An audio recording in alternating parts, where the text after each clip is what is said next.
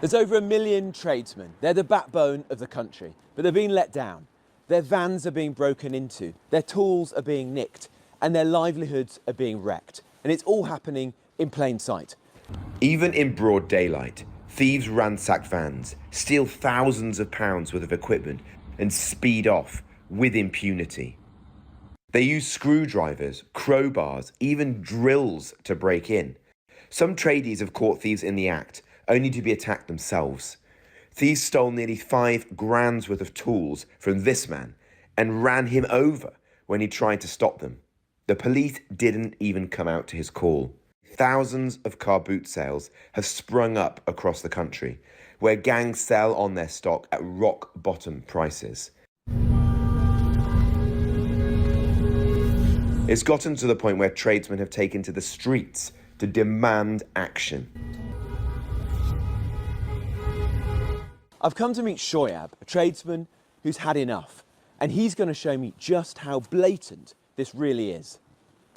On the way to the nearest site, Shoyab told me there was so much demand, the sales had to be held on multiple days a week.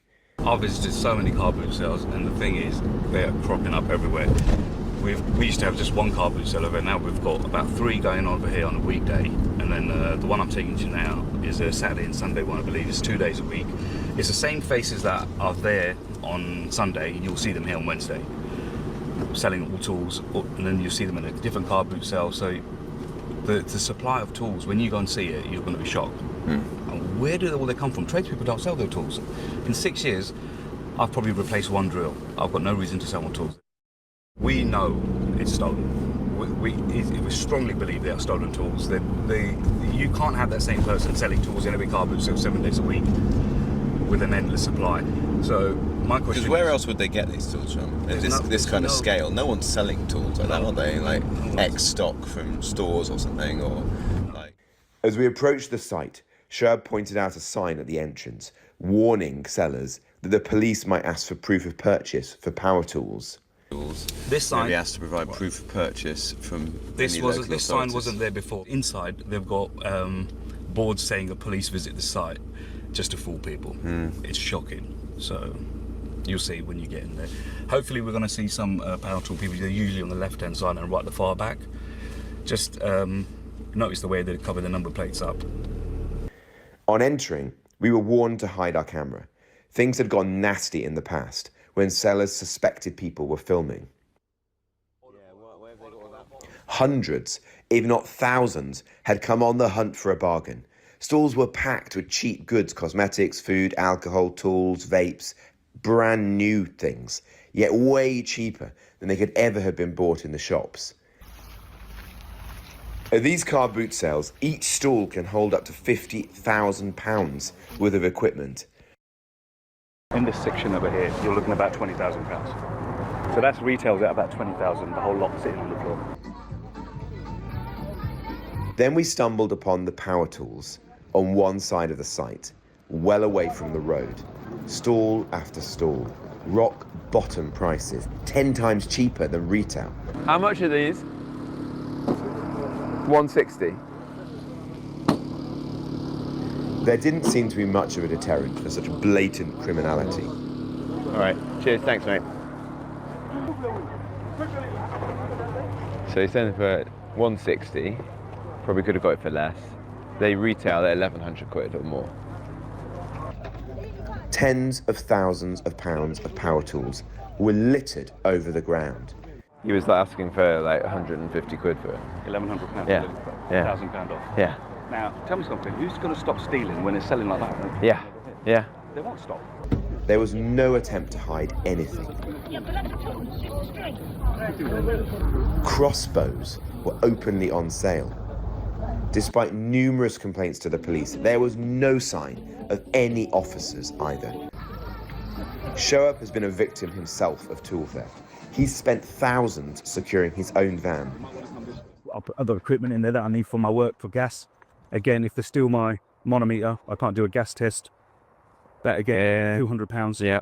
Yeah. So the whole value of that bag, just one bag that they just stole from my van, to replace that, I pump that to work, and second, probably won't be able to buy it again Yeah. Well, we've just seen thousands of. You just see thousands, but they take seconds to take it away from you. Your whole livelihood gone in one bag. Yeah. And without them, how are you supposed to go to work?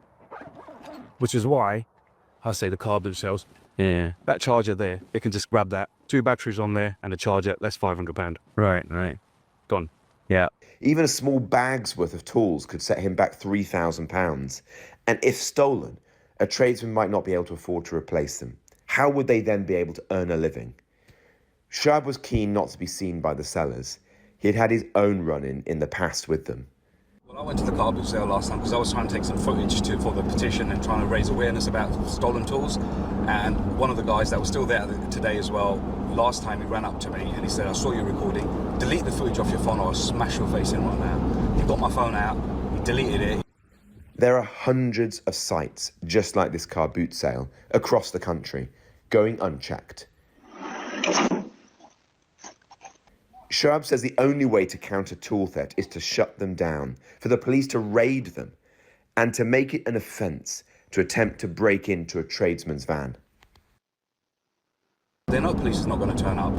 They know that they're not going to get a fine. They're only probably going to get a little fine. So for them, it's nothing. If they are paying £10 to be here, I don't understand. And for you, as a hard-working man who gets up every morning, running your own business, well, what does this make you feel like? Because to me, this is a total joke, isn't it? You've got crime in plain sight. These people are not paying tax. Yeah. They're selling stuff, some which is very dangerous, like knives, or they're selling to kids alcohol and vapes and tobacco.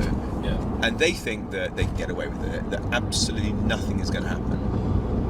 I know, it makes us feel horrible, honestly. I think it is an insult to the tradespeople, especially when they break into our vans and they get a platform like that to sell it out. And after so many complaints, they still don't do anything about it. With hundreds of tradespeople have complained about car boot sales. We've got tradespeople that have actually been to the car boot sale, they've found their tools at the car boot sale, phoned the police, and the police couldn't do anything because they've scratched off the serial number. They couldn't get it back. They recognise the tool with the names on it. And this is the problem. That we just don't have a system. We don't have anything in place to stop this from doing it. I personally think places like this should face a fine and literally should be shut down. Places where there is blatant criminality on show. Crossbows, machetes, knives, tobacco, vapes, and thousands of tools, all being sold in plain sight. Everyone there thinks they could just get away with it. Frankly, it's a total disgrace. Millions of tradies are being let down. These people deserve better. We need to make sure that places are being raided, that the police are taking action, that councils are stepping up. It's not right, and we've got to ensure that we look after hard-working people like Shoaib better than we are today.